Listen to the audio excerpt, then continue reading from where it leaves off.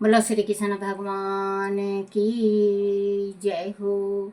श्रीमद् भागवत महापुराण की जय। श्रीमद् भागवत महापुराण में बलबासुर का उद्धार। श्री सुखदेव जी ने कहा, परीक्षित, एक दिन ग्वाल के भेष में प्रलंब नाम का एक असुर उनके बीच में आ गया।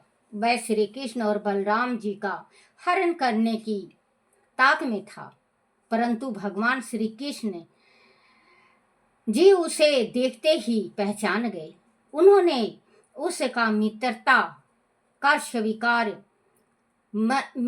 का प्रस्ताव स्वीकार कर लिया।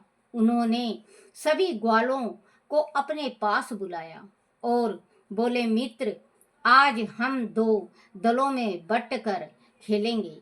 एक दल के नायक दाऊ होंगे और दूसरे दल का नायक मैं रहूंगा। किसी को आपत्ति हो तो बताओ।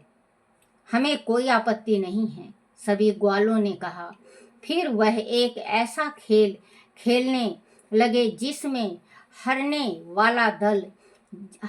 वाला दल जीतने वाले दल को पीठ पर चढ़ाकर एक निश्चित दूरी तक ढोता था।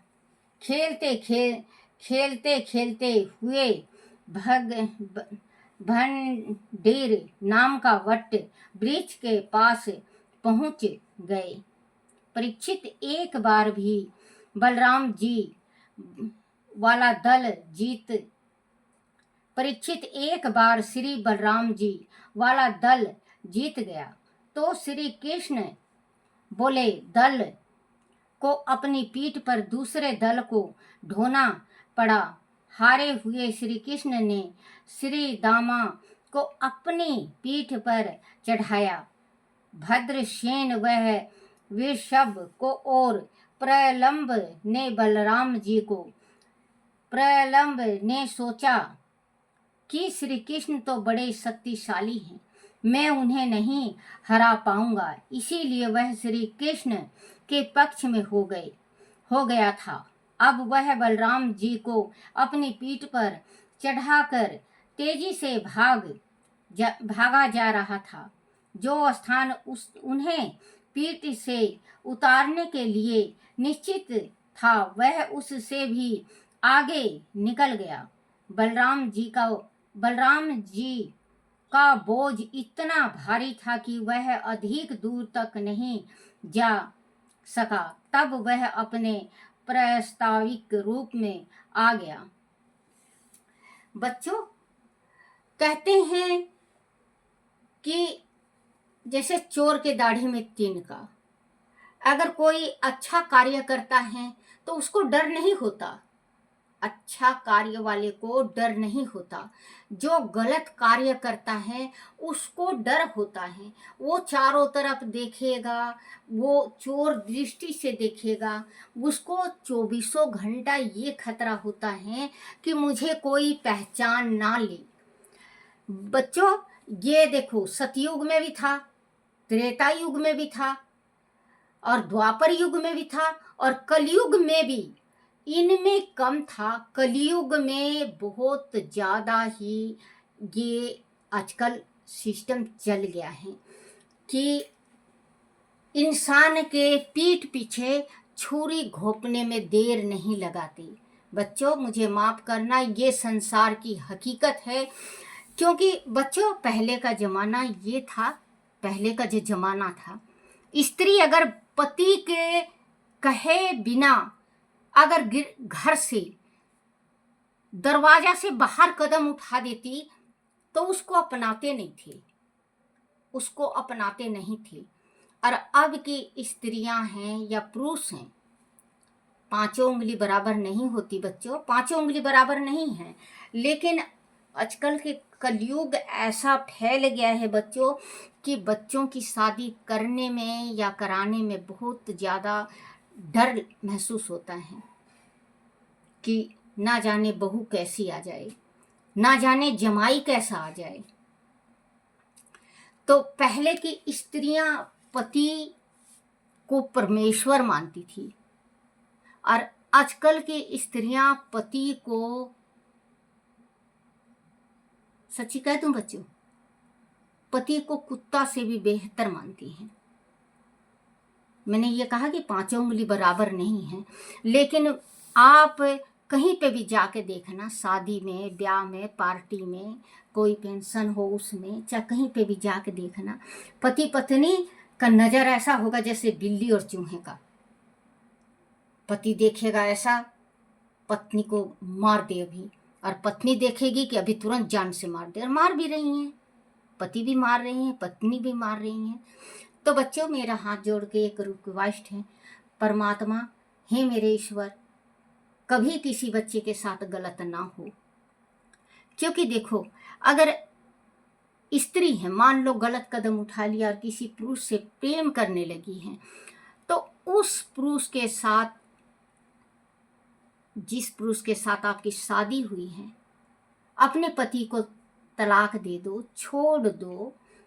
क्योंकि उसके भी आजकल 10-10 तो है नहीं किसी के बच्चों, किसी के 10-10 बच्चे नहीं हैं। एक लड़का, एक लड़की, 2 लड़के, इससे ज़्यादा किसी के घर नहीं मिलेंगे। पहले थे 15-15, 16-16, 20-20, 22-22 होते थे। अरे महाभारत में तो लाखों लाखों बच्चे एक एक स्त्री को होते थे। तो बच्चों, पुरुष हो चाहे स्त्री, हाथ जोड़ के प्रार्थना करती हूँ कि आप किसी की जान ना लो, क्योंकि भगवान ने वो आपको नहीं डोर नहीं दे रखा कि आप भगवान बन जाओ। भगवान है, भगवान अपनी मर्जी से कब ले जा रहे हैं, कब छोड़ रहे हैं, वो परमात्मा की इच्छा है। लेकिन आजकल देखो, ये मोबाइलों में कितना सच है या झूठ, वो ईश्वर को पता है। लेकिन बच्चों, आप कहीं पे भी जा रहे हो, कहीं पे भी जा रहे हो, कहते हैं हम गए थे वैष्णो माता, गए थे कुल देवी पे, गए थे कुल देवता पे, गए थे, हमारा लग नहीं रहा है, हमारे ऊपर पीतर दोष है, हमारे देवी करोप है। तो एक बात ये बताओ बच्चों, इतना तेज, इतना गुस्सा पुरुष में है, उतना ही स्त्री में है। पुरुष एक दफे शांत हो जाता है, पुरुष एक दफे शांत हो जाएगा, लेकिन स्त्री जब तक उसको 100 गाली नहीं दे लेगी, जब तक उसका लगेगा ही नहीं, शांति नहीं मिलेगी, मन ही नहीं लगेगा कहीं पे भी। तो बच्चों, अगर आप कुल देवी पे जाते हैं, या कुल देवता पे जाते हैं, या पितरों का हवन करवा रहे हैं, या भगवती का पूजन कर रहे हैं, या कुछ भी कार्य शुभ कर रहे हो, तो पति पत्नी के जबान बिल्कुल सिम जाना चाहिए। अच्छी बात बोलो, राम का नाम लो, तो खुश कैसे नहीं होंगे। अब बच्चों, 100% जैसे 100 हैं संसार में, सभी के घर पितर दोष है। आप ये नहीं कह सकते कि मेरे घर पितर दोष नहीं है, उसके घर है। आजकल फिलहाल पितर दोष, छोटे बच्चे जिस टाइम आते हैं, जिस टाइम होते हैं, उनके ऊपर 10 गिरे हैं, उनके ऊपर, एक छोटा बच्चा के ऊपर 10 गिरे हैं। क्योंकि आजकल की स्त्रियां रामायण नहीं पढ़ना, भागवत नहीं पढ़ना, गीता नहीं करना, गर्भ गीता नहीं पढ़ना, अच्छी अच्छी चीज नहीं देखना। हाँ, मोबाइल ले लेंगी, मोबाइल देखती रहेंगी, अटरम पटरम सटरम, अच्छी चीज नहीं देखेंगी। एक बात ये आज मैं कहना चाहती हूँ बच्चों, अगर मोबाइल में आप गंदा सीन डाल दो, सुबेरे डालो शाम तक, आपका 1 मिलियन हो जाएगा, 1 मिलियन हो जाएगा। संसार में इतनी गंदगी फैल गई है, इतनी गंदगी फैल गई है कि इंसान देख और सुन नहीं सकता। अगर आप गंदा सीन डाल दो तो एकदम ऐसा रात में वो क्या हो जाता है बच्चों, क्या तो हो जाता है, ध्यान नहीं है, तो जैसे मतलब बढ़ जाता है, वायरल हो जाता है, वायरल हो जाता है, सॉरी बच्चों माफ करना, वो हो जाता है एक ही रात में, अगर नंगा सीन डाल दो तो। और अच्छा डालो। देखो बच्चों, आज मुझे भागवत पढ़ते इस भागवत को पढ़ते हुए 1 साल 2 महीना हो गया है। 1 साल 2 महीना इसको पढ़ते हुए, या ये 13 महीना हुआ होगा या 14 महीना। इसमें अभी तक मेरे ये जो 3000 घंटा होता है ये ही नहीं हुआ, क्योंकि किसी को इंटरेस्ट ही नहीं है, सुनने का नहीं, देखने का नहीं, बस गंदा सीन मिल जाए। तो एक बात ये बताओ बच्चों, गंदा सीन देखने से आपके दिमाग गंदा विचार आता है। गंदा विचार आने से आप गंदगी फैलाते हो। गंदगी फैलाने से बच्चों आपका जीवन नष्ट हो जाता है, जीवन नष्ट हो जाता है। भगवान ने जो बनाया है पति पत्नी, आज आप 18 से 20 हो, 25 हो, 30 हो, आप कुंवारे हो, लड़का हो चाहे लड़की हो, कुंवारे हो, गंदे गंदे सीन देख के गंदे गंदे विचार मन में आता है, वही गंदा काम हो जाता है हमारे से। कोई ऐसी गलती हो जाती है जो जीवन भर हम हटा नहीं सकते। अच्छा सीन करो, भगवान के आगे पूजा करो, शिव जी को जल चढ़ाओ, पूजन करो, शिव जी का आराधना करो, ओम नमः शिवाय का जाप करो। जो भगवान से प्रार्थना करोगे आप अपने हृदय से, आप कुंवारे हो, आपको घर भर सही मिलेगा। आप पुरुष हो, आपकी पत्नी सही मिलेगी, आपका जीवन सुखी हो जाएगा।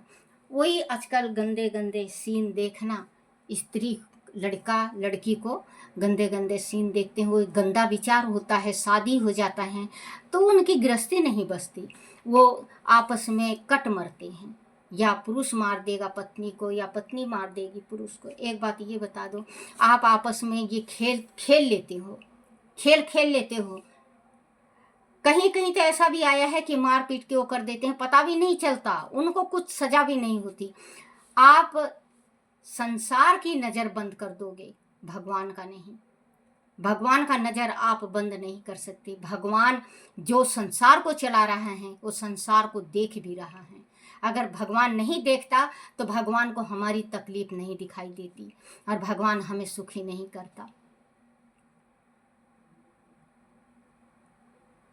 इतने अच्छे अच्छे मोबाइल में आता है, रामायण, भागवत, शिव पुराण। अरे हमारा ना देखो, जिसका अच्छा लगे उसका देखो, जिसका भी अच्छा लगे उसका देखो। भक्ति करो, पूजा करो, पाठ करो, माँ बाप की सेवा करो। कहते हैं तीर्थ, तीर्थ माँ बाप हैं। माँ बाप को वृद्धाश्रम में डाल देंगे या धक्का मार देंगे, लात मार देंगे, फिर आप गंगा नहाने जाओगे, वो कोई फायदा नहीं। क्योंकि गंगा नहाना उसी का है। बच्चों, अगर आपको चारों तीर्थ का धाम करना है, अपने माँ बाप को बिठाओ और पैर धो और अपने बाल्टी में डालो और नहा लो, चारों तीर्थ का धाम हो जाएगा। बच्चों, लाइट चली गई है।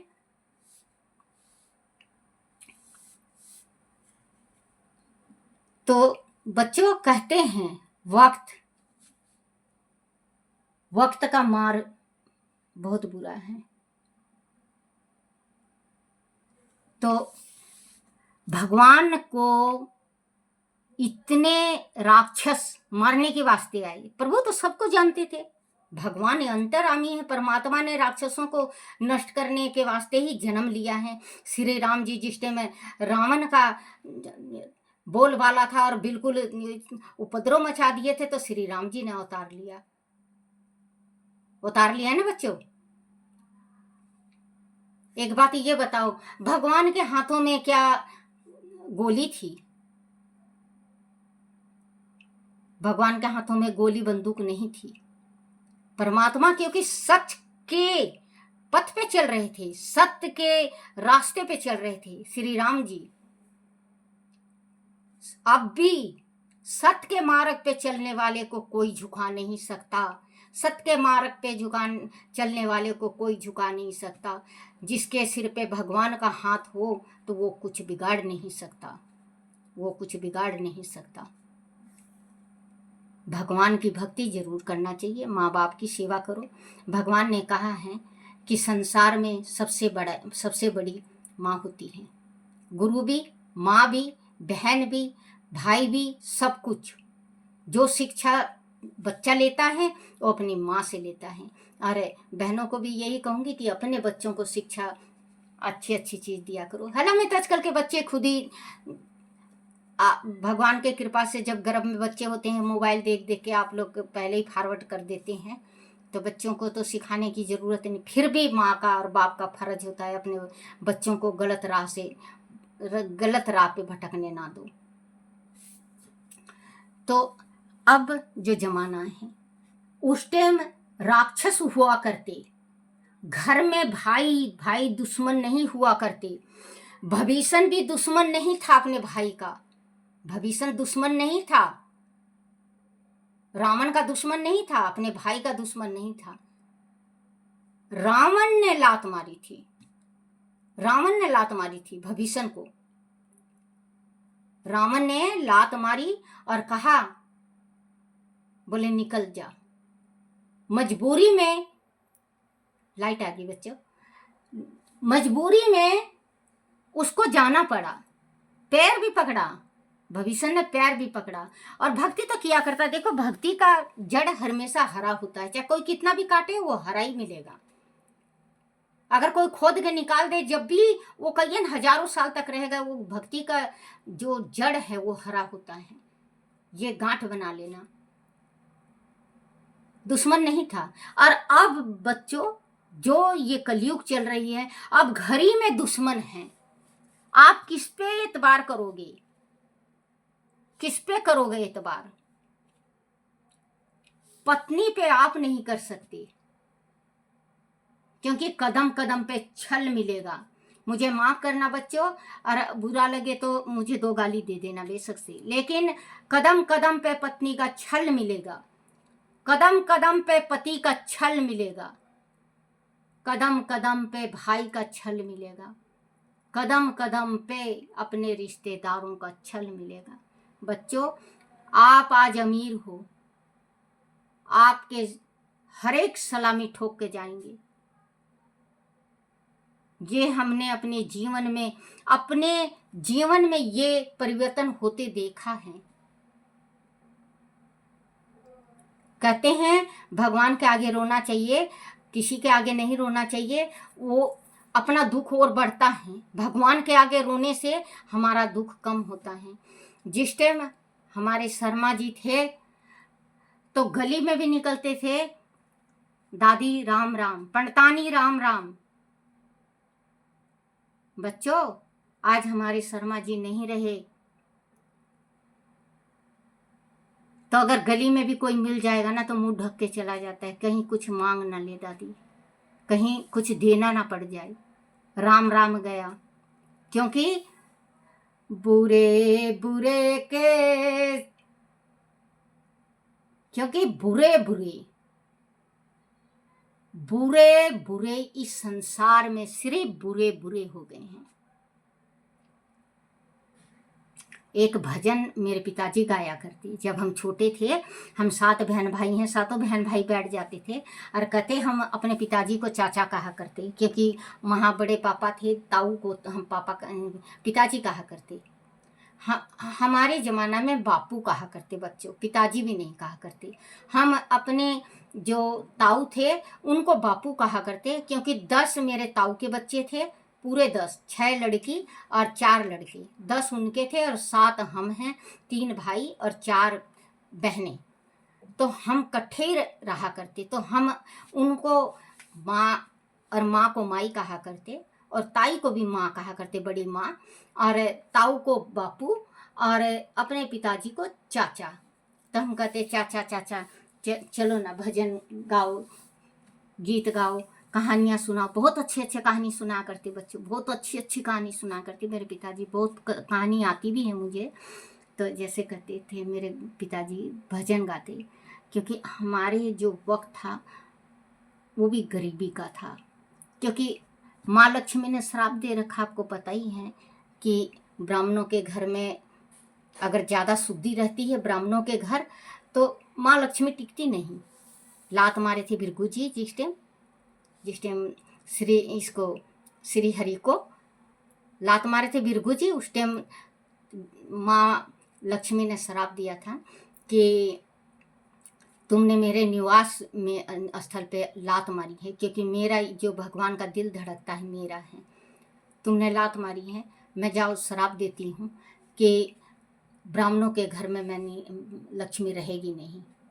उस टाइम से चाहे ब्राह्मण कितना भी अमीर हो जाए, लेकिन अचानक गरीब हो जाता है, अचानक अमीर हो जाता है। ज़्यादातर सिर्फ खाते पीते हैं। तो मेरे पिताजी का गाया करते, बनी बनी के सबसे साथी, बिगड़े पे कोई यार नहीं। बनी बनी पे सबसे साथी, बिगड़े पे कोई यार नहीं। जो बिगड़े पे यार होए तो उसके जैसे दिलदार नहीं। जो बिगड़ी पे साथ देवे तो उसके जैसे दिलदार नहीं। बनी बनी के सबसे साथी, बिगड़े के कोई यार नहीं। बिगड़े पे कोई यार नहीं। क्योंकि कहते हैं जब बनी उसको कहते हैं जब अमीर हो तो साथी सब होते हैं, सलामी सब दे के जाते हैं। जिस टाइम गरीबी होती है उस टाइम कोई नहीं। बच्चों, ये भागवत और शिव पुराण में शुरू से पढ़ती हूँ। जब भगवान ने ज्ञान दिया है, मैं अनपढ़ हूँ, बिल्कुल अंगूठा छाप, पहले भी मैं बता चुकी हूँ। मैं एक क्लास भी नहीं पढ़ी हूँ, ये भगवान की कृपा है। और मैंने आगे बता भी रखा था कि मैं कैसे पढ़ी और कैसे ज्ञान मिला मुझे। तो भगवान ने ये छोटा सा ज्ञान दिया, तो मैं पढ़ा करती थी। एक दिन मैं अचानक सोची कि क्यों ना मैं आप लोगों के साथ भी साझा करूं, क्योंकि कहते हैं ज्ञान बांटने से ज्ञान होता है। जो ज्ञान बांटता है, जैसे मैं बच्चों जोर जोर की नहीं पढ़ा करती, पहले मैं मन में पढ़ा करती। इसी वजह से जैसे मतलब मैं पढ़ती हूँ अब भी, तो कोई कोई मेरे शब्द गलत हो जाता है, तो भगवान श्री कृष्ण माफ करेंगे, क्योंकि इन्होंने विद्या जो जितना दे रखा उतना ही मैं आप लोगों तक लाती हूँ। और कहते हैं बच्चों, अपने घर में सुखी रहो। देख बिरानी झोपड़ी क्यों ललचाए जी। रूखा सूखा खा के ठंडा पानी पी। वो इंसान है। आप दूसरे को देख के अपनी नून रोटी मत छोड़ो। दूसरा का बाल भोग देख के, दूसरे का खीर मोहन देख के आप अपने घर की रोटी मत छोड़ो। क्योंकि अगर इंसान कितना भी 56 भोग खा ले, बिना रोटी का पेट भी नहीं भरता। रोटी रोटी होती है। तो बच्चों, आप अपने घर में सुखी रहो। अगर आप अपने घर में सुखी नहीं हो, आप पति से एलर्जी है या पत्नी से एलर्जी है, तो आप, भगवान ने, ये सरकार ने इतनी बड़ी चीज बना रखी, तलाक है, पंचायत है। तलाक पंचायत करके अपने आपस में छूटा छूटी होके अपने आप जिससे प्रेम करती हो उससे प्रसन्न हो, वो जिससे प्रेम करता है उससे प्रसन्न हो। आप किसी की जान मत लो।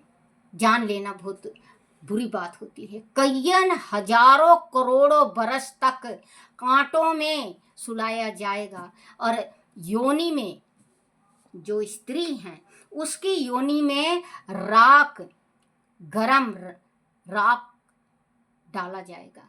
राख नहीं, राख उसको कहते हैं, लाह को, गरम लाह, वो डाला जाता है।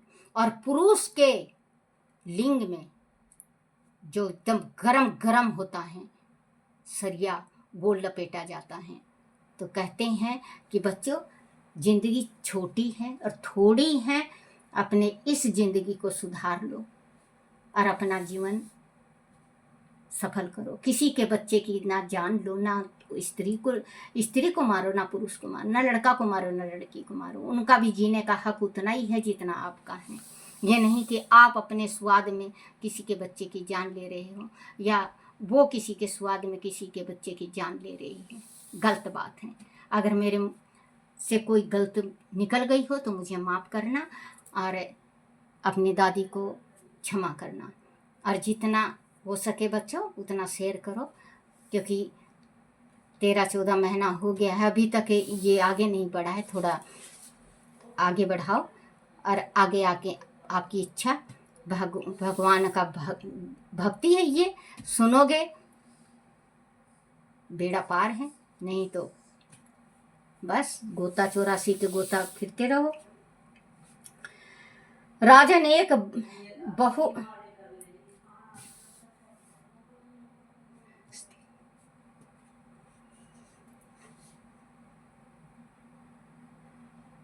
पीठ से उतारने के लिए निश्चित था, वह उससे भी आगे निकल गया। बलराम जी का बोझ इतना भारी था कि वह अधिक दूर तक नहीं जा सका। तब वह अपने वास्तविक रूप में आ गया। वह तेज गति से बलराम को लेकर आकाश में उड़ चला। बलराम जी तत्काल उसकी मनसा समझ गए। उन्होंने हाथ उठाकर अपने एक शक्तिशाली घुसा उस दैत्य के सिर पर मार दिया। घुसा लगते ही प्रलंबासुर का सिर टुकड़े टुकड़े होकर बिखर गया। वह अपने मुख से खून उगलने लगा। उसकी चेतना जाती रही और वह प्राणहीन होकर भारी आवाज के साथ पृथ्वी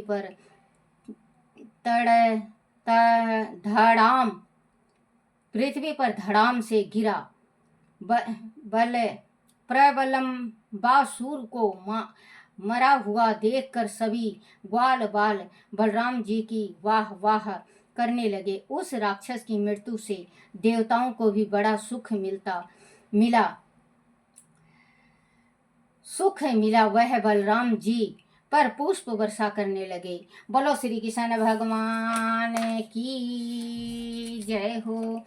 श्री कृष्ण गोविंद हरे मुरारी, हे नाथ नारायण वासुदेवाय, हे नाथ नारायण वासुदेवाय, हे नाथ नारायण वासुदेवाय। बोलो श्री कृष्ण भगवान की जय हो। अपने अपने माता पिता की जय हो। अपने अपने गुरुदेव महाराज की जय हो। आरती श्री भागवत भगवान की है आरती, पापियों के पाप को है तारती। आरती श्री भागवत भगवान की है आरती, पापियों के पाप को है तारती। बोलो श्री कृष्ण भगवान की जय। हे मेरे कान्हा, हे मेरे बंसी वाले, हे मेरे गिरधर, मेरे से कोई भूल हो जाए, गलती हो जाए, टूटी रह जाए, मुझे क्षमा करना, क्षमा करना, क्षमा करना। बोलो श्री कृष्ण भगवान की जय। श्रीमद् भागवत महापुराण की जय हो।